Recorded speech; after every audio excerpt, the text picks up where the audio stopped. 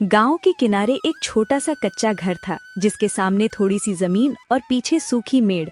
उसी घर में एक गरीब किसान रहता था। जीवन भर खेतों में पसीना बहाया था, फिर भी कर्ज उसका पीछा नहीं छोड़ता था।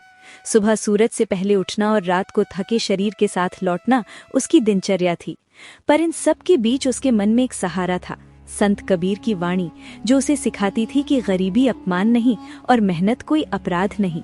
बेटी, हालात चाहे जैसे हों, खेत सूखे हों या जेब खाली, मन में डर मत पालना, क्योंकि डर आदमी को भीतर से तोड़ देता है। संत कबीर साहब कहते हैं कि जो सच के साथ खड़ा रहता है, जो मेहनत और ईमानदारी नहीं छोड़ता, उसे दुनिया देर से सही पर गिरा नहीं सकती। सच का रास्ता लंबा होता है, पर वही सबसे मजबूत होता है। बाबूजी, अगर सच में सच और मेहनत में इतना बल होता है, तो फिर हम इतने गरीब क्यों हैं? आप रोज सुबह से शाम तक खेत में पसीना बहाते हैं, फिर भी कर्ज खत्म क्यों नहीं होता? मुश्किलें क्यों हर साल नई शक्ल लेकर सामने आ जाती हैं? क्या सच और मेहनत से जिंदगी हमेशा नहीं बदलती? गरीबी से बड़ा रोग डर होता है बेटी। पैसा देर से आता है, कई बार बहुत देर से, पर हिम्मत अगर चली गई तो सब चला जाता है। आदमी तभी हारता है जब वो अपने भीतर हार मान लेता है।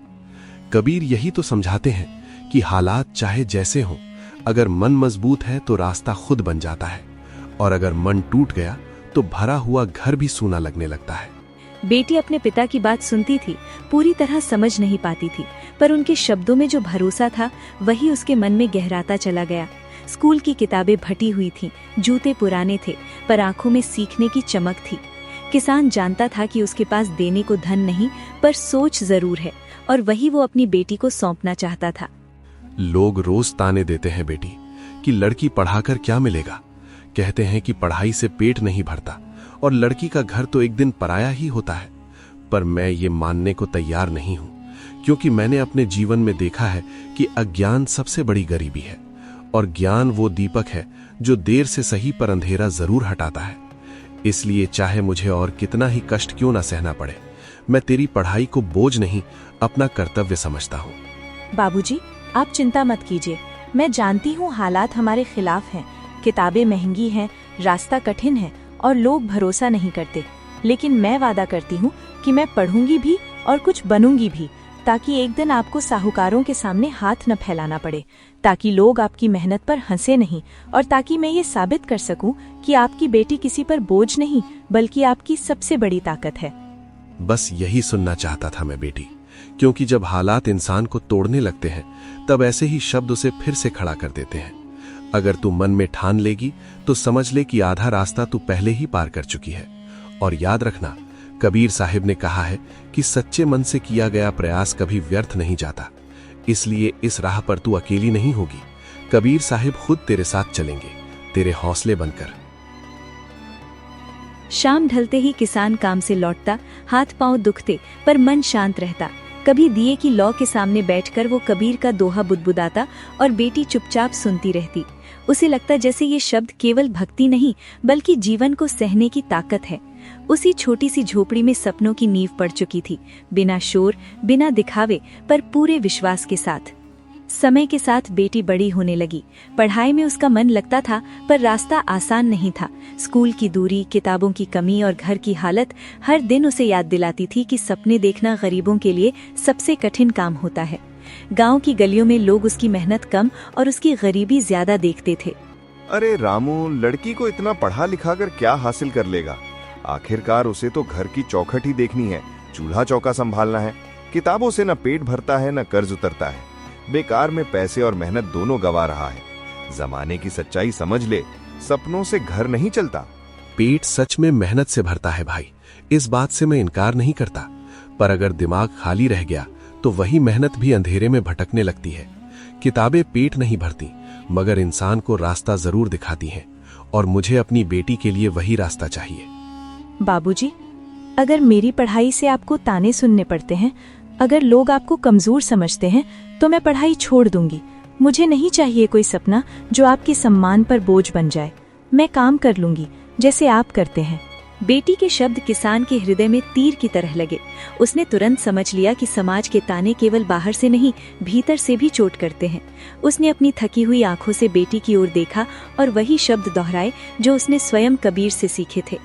नहीं बेटी, सपनों को बोझ कहने वाले लोग अपने ही डर को शब्दों में छिपाते हैं। उन्हें लगता है कि जो उन्होंने नहीं किया वो कोई और भी नहीं कर सकता। पर तू पढ़ेगी, चाहे मुझे और कर्ज ही क्यों न लेना पड़े, चाहे मुझे अपनी जमीन का एक हिस्सा गिरवी रखना पड़े, पर तेरे सपनों पर मैं कभी सौदा नहीं होने दूंगा। तब मैं भी आपसे ये वादा करती हूँ बाबूजी, आपकी मेहनत, आपका पसीना और आपका विश्वास कभी बेकार नहीं जाने दूंगी। मैं दिन रात मेहनत करूंगी, चाहे कितनी भी मुश्किलें आएं, और एक दिन कुछ ऐसा बनूंगी कि यही लोग ताने नहीं बल्कि मिसाल दिया करेंगे। गांव की चबूतरे पर बातें बनती रहीं। कोई हंसा, कोई तरस खाया, पर बेटी ने किताबें नहीं छोड़ी। वो जान चुकी थी कि उसके सपने केवल उसके नहीं, उसके पिता की वर्षों की तपस्या का फल है, और उन्हीं सपनों में कहीं उसका भविष्य और पूरे घर की उम्मीद छिपी हुई थी। एक दिन खेत में काम करते समय किसान को अचानक चक्कर आया। धूप तेज थी और शरीर पहले से ही कमजोर। वर्षों की मेहनत और चिंता ने जैसे एक साथ जवाब दे दिया। हल उसके हाथ से छूट गया और वो जमीन पर बैठ गया। सांसें तेज थीं और आंखों के आगे अंधेरा छा रहा था। आसपास के किसानों ने दौड़कर उसे संभाला और किसी तरह घर तक पहुंचाया। अरे भाई रामू, तुम्हारा रंग तो बिल्कुल उड़ गया है। सांस भी ठीक से नहीं ले पा रहे हो। आज खेत मत जाना, ये कमजोरी साधारण नहीं लग रही। कहीं रास्ते में ही गिर पड़े तो क्या होगा? पहले अपने शरीर की सुनो। नहीं भाई, आज अगर खेत नहीं गया तो घर में चूल्हा नहीं जलेगा। साहूकार की किस्त सिर पर खड़ी है, बेटी की पढ़ाई का खर्च है। शरीर तो रोज जवाब देता है, पर मजबूरी उससे भी बड़ी है। आराम करने का समय हमारे जैसे लोगों के पास कहाँ होता है। मेहनत जरूरी है, मैं मानता हूँ, पर जान रहेगी तभी तो मेहनत काम आएगी। अगर तुम्हें कुछ हो गया तो घर कौन संभालेगा, बेटी कौन देखेगा, कर्ज कौन चुकाएगा? आज खेत इंतजार कर लेगा पर जिंदगी नहीं। घर पहुंचते ही किसान बिस्तर पर लेट गया। बेटी उसके चेहरे की पीली पड़ती रंगत देखकर घबरा गई। उसने पानी दिया, माथे पर हाथ रखा, पर पिता की सांसों की अनियमितता उसे भीतर तक डरा रही थी। ये पहली बार था जब उसने अपने पिता को इतना असहाय देखा था। बाबूजी, आप ऐसे क्यों कांप रहे हो? आपकी सांस ठीक से चल भी नहीं रही। मुझे बहुत डर लग रहा है। आप ऐसे मत बैठो, मैं अभी किसी को बुलाती हूँ। डॉक्टर को दिखाना पड़ेगा। आप कुछ बोलो ना बाबूजी, ऐसे चुप रहकर मुझे और मत डराओ। अरे नहीं बेटी, इतना घबराने की जरूरत नहीं है। बस शरीर थोड़ा थक गया है। खेत का काम ज्यादा हो गया होगा। कल सुबह तक सब ठीक हो जाएगा। तू रो मत। और हाँ, मेरी एक बात मान लेना, चाहे कुछ भी हो जाए, अपनी पढ़ाई मत छोड़ना। वही तुझे इस जीवन से बाहर निकाल पाएगी। नहीं बाबूजी, पढ़ाई बाद में होगी। अभी सब कुछ आप हो। अगर आपको कुछ हो गया तो मेरी किताबें, मेरे सपने सब बेकार हो जाएंगे। पहले आप ठीक हो जाओ। मैं वादा करती हूँ, पढ़ाई भी करूँगी, मेहनत भी करूँगी। बस आप ऐसे मुझे छोड़कर मत जाओ। आपके बिना ये घर, ये दुनिया सब अधूरी है।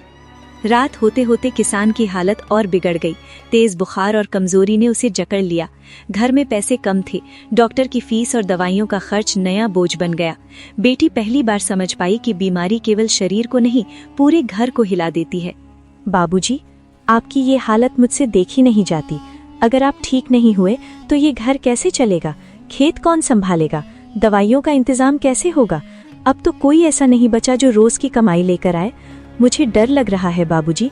पहली बार लग रहा है कि जमीन भी जैसे पैरों के नीचे से खिसक रही है। बेटी, मेरी ओर ऐसे मत देख।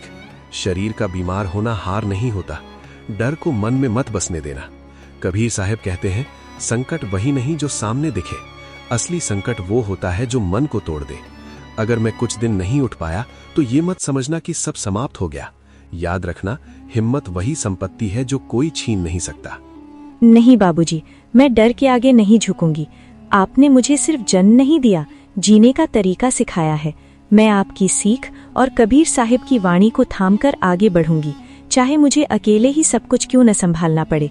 मैं पढ़ाई भी जारी रखूंगी, मेहनत भी करूंगी, और एक दिन आपको ये महसूस कराऊंगी कि आपकी बेटी कभी हालातों से हारी नहीं। किसान की बीमारी लंबी खिंचने लगी। बुखार उतरता तो कमजोरी लौट आती। खेत सूने पड़े थे और घर में आमदनी का एकमात्र सहारा टूट चुका था। उधार पर उधार बढ़ने लगा। साहूकार रोज दरवाजे पर दस्तक देने लगा और हर दस्तक बेटी के दिल की धड़कन तेज कर देती थी। रामू उधार लिया था मेहनत करने और समय पर चुकाने के लिए। बीमारी का बहाना हर महीने नहीं चलेगा। मेरे भी अपने हिसाब किताब हैं। मैंने दया करके पैसा दिया था, कोई दान नहीं किया था। अब मुझे मेरा पैसा चाहिए, चाहे जैसे भी हो, क्योंकि दुनिया सहानुभूति से नहीं, लेन देन से चलती है। सेठ, मैं झूठ नहीं बोल रहा। मेरी तबीयत सच में साथ नहीं दे रही। जिस दिन शरीर संभल जाएगा उसी दिन खेत में उतर जाऊंगा। मैंने आज तक किसी का एक पैसा दबा कर नहीं रखा। मैं कर्ज लेकर भागने वालों में से नहीं हूं। बस थोड़ी सी मोहलत दे दो ताकि सांसें संभल जाएं और हाथ फिर से हल उठा सके। मोहलत, धैर्य, भरोसा, ये शब्द तुम्हारे जैसे लोग बहुत आसानी से बोल देते हैं, पर मेरे लिए समय मतलब नुकसान होता है। अगर आज पैसा नहीं दे सकते तो कल जमीन मेरी होगी। खेत गिरवी रखो, नहीं तो समझ लो कि अब तुम्हारे आंसू भी मुझे नहीं रोक सकते, क्योंकि व्यापार में भावना नहीं, केवल हिसाब चलता है। बेटी ये सब चुपचाप सुनती रही। उसके भीतर डर भी था और क्रोध भी, पर वो जानती थी कि शब्दों से नहीं, हालात से लड़ना होगा। उसने पहली बार अपने सपनों को कुछ पल के लिए किनारे रखा और घर की जिम्मेदारी को सामने रख लिया। सेठ जी, मैं हाथ जोड़कर कह रही हूँ, अभी हमारे पास देने को कुछ नहीं है। बाबूजी की तबीयत अचानक बहुत बिगड़ गई है। दवाइयों और इलाज में जो थोड़ा बहुत था सब चला गया। जैसे ही बाबूजी संभलेंगे मैं खुद काम करके एक एक पैसा चुकाऊंगी। बस हमें थोड़ा समय दे दीजिए। इतना भरोसा रखिए कि हम भागने वालों में से नहीं है। भरोसे और समय की बात मत करो लड़की। ऐसे वादे रोज सुनता हूँ। बीमारी, मजबूरी, हालात सब बहाने बन जाते हैं। मुझे मेरा पैसा चाहिए। और याद रखना, अगली बार अगर फिर खाली हाथ आई तो बात सिर्फ शब्दों तक सीमित नहीं रहेगी, फिर कानून और जमीन की बात होगी। आप जो ठीक समझें कीजिए सेठ जी। हमें डराकर शायद पैसा मिल जाए, पर हिम्मत नहीं टूटेगी। हमारे हालात चाहे जैसे हों, हम मेहनत से पीछे नहीं हटेंगे। मैं पढ़ाई भी करूंगी, काम भी करूंगी और आपका एक एक पैसा लौटाकर ये साबित कर दूंगी कि मजबूरी बेईमानी नहीं होती। साहूकार के जाते ही घर में सन्नाटा छा गया। माँ तो पहले ही इस दुनिया में नहीं थी। अब पिता बिस्तर पर थे और बेटी अकेली खड़ी थी, डरी हुई पर टूटी हुई नहीं। उसी शाम उसने दिए के सामने बैठकर कबीर का दोहा दोहराया, मानो शब्दों से हिम्मत उधार ले रही हो। कबीर साहिब, अगर सच में भक्ति में शक्ति है तो मुझे इतना बल दीजिए कि मैं डर के आगे झुक न जाऊं। हालात चाहे जैसे हों, मेरी पढ़ाई और मेरे इरादे न डगमगाएं। मुझे ऐसा साहस दीजिए कि जब सब रास्ते बंद दिखें तब भी मैं एक नया रास्ता ढूंढ सकूं और इस घर की जिम्मेदारी निभाते हुए भी अपने सपनों को जिंदा रख सकूं। बेटी, मैं तुझे धन नहीं दे पाया, न जमीन बढ़ा पाया, न कर्ज से पूरी तरह बचा पाया, पर अगर मेरी कही एक भी बात तेरे कठिन समय में तेरा हाथ थाम ले, अगर मेरी सिखाई सच्चाई तुझे गलत रास्ते से बचा ले, तो समझ लेना कि मेरा जीवन व्यर्थ नहीं गया और मेरी सारी मेहनत सफल हो गई। बाबूजी, आपने मुझे जो विश्वास दिया है वही मेरी सबसे बड़ी पूंजी है। वही मुझे हर रात फिर से खड़ा करता है। मैं पढ़ाई भी नहीं छोड़ूंगी, चाहे कितनी भी मुश्किलें क्यों ना आए, और इस घर को भी टूटने नहीं दूंगी। मैं वादा करती हूँ कि एक दिन यही घर सम्मान और सुकून से भरा होगा और तब आप गर्व से कह सकेंगे कि आपकी बेटी ने हार नहीं मानी। उस रात बेटी ने निर्णय कर लिया, दिन में वो छोटे मोटे काम करेगी और रात में पढ़ाई। थकान उसके शरीर में होगी पर हार उसके मन में नहीं, क्योंकि उसने समझ लिया था कि ये संघर्ष केवल पैसों का नहीं बल्कि भविष्य को बचाने की लड़ाई है, और इसी लड़ाई में कहीं उसकी मंजिल छिपी हुई है। बाबूजी, कभी कभी लगता है शरीर अब साथ नहीं देगा। हाथ कांपने लगते हैं, आंखें थक जाती हैं और मन कहता है कि आज किताब बंद कर दूं। पर जैसे ही किताब खोलती हूँ, आपकी वही आवाज कानों में गूंजने लगती है, हिम्मत मत हारना, सच और मेहनत कभी बेकार नहीं जाते। और फिर थकान के बीच भी मुझे पढ़ने की ताकत मिल जाती है। काश मैं आज भी स्वस्थ होता बेटी। काश मेरे हाथ पांव तुझे इस तरह अकेला संघर्ष करते न देखने पड़ते। ये सोचकर मन टूट जाता है कि जिस उम्र में तुझे सपने देखने चाहिए थे, उस उम्र में तू जिम्मेदारियों का बोझ उठा रही है। ये मेरी लाचारी है जो हर पल मुझे चुभती रहती है।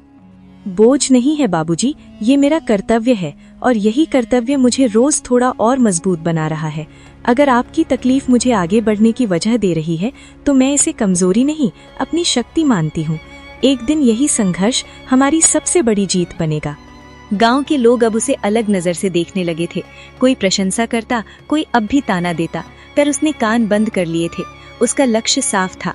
वो जान चुकी थी कि शिक्षा ही वो रास्ता है जो उसे इस अंधेरे से बाहर ले जा सकता है। इतनी मेहनत कर रही है ये तो ठीक है, पर लड़की होकर पुलिस बनने का सपना देखती है। ये राह आसान नहीं होती। वर्दी पहनना हर किसी के बस की बात नहीं। वहाँ ताकत, सिफारिश और किस्मत चलती है। पढ़ लिख कर भी बहुत लोग खाली हाथ रह जाते हैं। कहीं ऐसा ना हो कि सपनों के पीछे भागते भागते घर की जिम्मेदारियां और बढ़ जाएं। मुझे पता है ये रास्ता कठिन है और ये भी जानती हूँ कि हर सपना पूरा नहीं होता, पर बिना कोशिश किए हार मान लेना उससे भी बड़ा बोझ होता है। किस्मत अपने आप नहीं बदलती, उसे मेहनत, धैर्य और विश्वास से गढ़ना पड़ता है और मैं वही करने की कोशिश कर रही हूँ, चाहे रास्ता कितना ही लंबा क्यों ना हो। परीक्षा का समय आया। शहर जाकर परीक्षा देना उसके लिए आसान नहीं था। किराया, रहने की जगह और डर, सब कुछ नया था, पर उसने हार नहीं मानी। परीक्षा केंद्र के बाहर खड़े होकर उसने आंखें बंद की और कबीर को मन ही मन प्रणाम किया। कबीर साहिब, अगर सच में भक्ति में शक्ति है तो मुझे इतना बल दीजिए कि मैं डर के आगे झुक न जाऊं। हालात चाहे जैसे हों, मेरी पढ़ाई और मेरे इरादे न डगमगाएं। मुझे ऐसा साहस दीजिए कि जब सब रास्ते बंद दिखें तब भी मैं एक नया रास्ता ढूंढ सकूं और इस घर की जिम्मेदारी निभाते हुए भी अपने सपनों को जिंदा रख सकूं। परीक्षा के बाद वो फिर उसी दिनचर्या में लौट आई। इंतजार कठिन था, पर विश्वास अडिग। उसे लगने लगा था कि कबीर की भक्ति केवल पूजा नहीं, बल्कि उसे धैर्य, अनुशासन और साहस सिखा रही है, और यही गुण धीरे धीरे उसे उसकी मंजिल के करीब ले जा रहे थे। एक सुबह गांव में डाकिया आया। हाथ में एक सरकारी लिफाफा था। बेटी का नाम पुकारते ही उसका दिल जोर से धड़क उठा। वर्षों की मेहनत, नींदहीन रातें और आंसुओं में डूबी प्रार्थनाएं जैसे उस एक कागज में सिमट गई थीं। उसने कांपते हाथों से लिफाफा खोला और जैसे ही शब्द पढ़े उसकी आंखें भर आईं। बाबूजी, आज मेरे हाथ कांप रहे हैं, मेरी आवाज भी मेरा साथ नहीं दे रही, पर ये सच है, मेरा चयन हो गया है। आपकी बेटी अब पुलिस में चुनी गई है। वो सपना जो हमने आंसुओं, भूख और संघर्ष के बीच देखा था, आज सच बन गया है। क्या सच कह रही है बेटी? क्या ये वही खबर है जिसका इंतजार हमने बरसों तक किया, या मेरी कमजोर आंखें और थका हुआ मन मुझे कोई मीठा भ्रम दिखा रहे हैं? क्या सच में मेरी बेटी ने वो मुकाम पा लिया है? नहीं बाबूजी, ये कोई सपना या भ्रम नहीं है। ये आपकी तपस्या, आपकी चुपचाप सही गई पीड़ा और संत कबीर साहिब की कृपा का फल है। किसान की आंखों से आंसू रुकने का नाम नहीं ले रहे थे। वे आंसू दुख के नहीं, बल्कि वर्षों से दबे हुए गर्द और संतोष के थे। उसके चेहरे पर बहुत समय बाद एक सच्ची शांत मुस्कान लौटी। उसने कांपते हाथों से बेटी का सिर छुआ, जैसे उस क्षण वो केवल अपनी संतान को नहीं, बल्कि अपने पूरे जीवन के संघर्ष, त्याग और विश्वास को आशीर्वाद दे रहा हो। आज समझ आया बेटी, गरीबी इंसान के शरीर को झुका सकती है, पर अगर मन सीधा और इरादा साफ हो तो भगवान खुद रास्ता बना देता है। आज मेरा सीना गर्व से भर गया है। बाबूजी, आपने ही मुझे सिखाया है कि मेहनत कभी व्यर्थ नहीं जाती और कबीर को याद रखने से हिम्मत बनी रहती है। वर्दी मेरी होगी, पद मेरा होगा, पर जो इज्जत आज मुझे मिली है वो आपकी जिंदगी की कमाई है। हे कबीर साहिब, आपने मेरे घर की अंधेरी रात को उजाले में बदल दिया। आपने मेरे विश्वास को टूटने नहीं दिया। आज जो कुछ भी है वो आपकी दया और इस बेटी की सच्ची मेहनत का परिणाम है। इसके बाद प्रशिक्षण के दिन शुरू हुए। कठोर अनुशासन, सुबह की लंबी दौड़, गिरकर उठना, चोट और थकान, सब कुछ था। कई बार शरीर जवाब देने लगता, सांसें थमने लगती, पर हर कठिन क्षण में बेटी को पिता का संघर्ष और कबीर की वाणी याद आ जाती। वही स्मृति उसे फिर खड़ा कर देती, क्योंकि अब वो केवल अपने लिए नहीं, बल्कि उस घर के लिए लड़ रही थी जिसने उसे हारना नहीं सिखाया था। कुछ समय बाद वो ऐतिहासिक दिन भी आया जब बेटी ने पहली बार खाकी वर्दी पहनी। आईने के सामने खड़ी होकर उसने खुद को देखा तो पल भर के लिए विश्वास नहीं हुआ कि ये वही लड़की है जिसे कभी गरीबी के तानों ने तोड़ा था, जिसकी आंखों में कभी डर और असहायता बसती थी। आज वही आंखें आत्मविश्वास और संकल्प से भरी हुई थीं। उसकी पलकों पर नमी थी, पर वो नमी कमजोरी की नहीं, बल्कि संघर्ष जीत लेने की थी। ये वर्दी उसके लिए केवल नौकरी का प्रतीक नहीं थी, बल्कि हर उस रात का उत्तर थी जो उसने भूखे पेट, चिंता और आंसुओं के साथ काटी थी। और अब उसके कदम उसी रास्ते पर बढ़ रहे थे जहां कभी डर, कर्ज और अपमान का साया पसरा हुआ था। पर आज वो साया नहीं, बल्कि रोशनी बनकर लौट रही थी। बाबूजी, आज जब मैंने ये वर्दी पहनी है तो ऐसा लग रहा है जैसे मेरे सारे पुराने डर, सारे ताने और सारी मजबूरियां पीछे छूट गई हैं। आज मैं वो बन गई हूँ जो कभी सिर्फ मेरी किताबों और प्रार्थनाओं में एक सपना बनकर जीता था। बेटी, आज मेरा सिर गर्व से नहीं बल्कि सुकून से ऊंचा है। तूने केवल नौकरी हासिल नहीं की, तूने हमारे घर से डर, कर्ज और बेबसी को हमेशा के लिए बाहर निकाल दिया। आज मुझे लग रहा है कि मेरी सारी मेहनत, मेरी सारी तकलीफें सार्थक हो गईं। बाबूजी, ये वर्दी पहनने के बाद मेरा पहला फर्ज यही है कि मैं हर उस कर्ज को चुकाऊं जिसने हमारे घर की नींद छीनी थी। मैं चाहती हूँ कि ये घर अब कभी डर के साए में ना जिए, कभी किसी के आगे सिर झुकाने को मजबूर न हो। बेटी ने अपने पहले वेतन से ही एक एक करके सारे कर्ज चुकाने शुरू किए। जब वो साहूकार के सामने खड़ी हुई तो वो वही डरी सहमी बच्ची नहीं थी जो कभी उसकी आवाज से कांप जाती थी। आज उसके चेहरे पर आत्मसम्मान था और आंखों में स्थिरता। गांव के वही लोग जो कभी उसकी गरीबी पर हंसते थे, आज उसे देखकर रास्ता छोड़ते थे, न डर से बल्कि सम्मान से। और पहली बार उस लड़की ने महसूस किया कि सम्मान खरीदा नहीं जाता, कमाया जाता है। बिटिया, हमसे बहुत बड़ी भूल हो गई। हमने तुम्हें कमजोर समझ लिया था। तुम्हारी मेहनत और हिम्मत को पहचान नहीं पाए। हमें माफ कर देना। माफी मांगने की जरूरत नहीं है। बस इतना याद रखिए कि गरीबी किसी की योग्यता तय नहीं करती और मजबूरी कभी इंसान की कीमत नहीं होती। बेटी, आज ऐसा लग रहा है जैसे मेरे सीने पर रखा सबसे भारी पत्थर हट गया हो। अब मैं खुलकर सांस ले पा रहा हूँ। अब उस छोटे से घर में न डर था, न अपमान, न कर्ज का बोझ, पर सादगी आज भी वैसी ही थी। बेटी ने कभी अपनी जड़ों को नहीं छोड़ा, न घमंड को अपने भीतर आने दिया।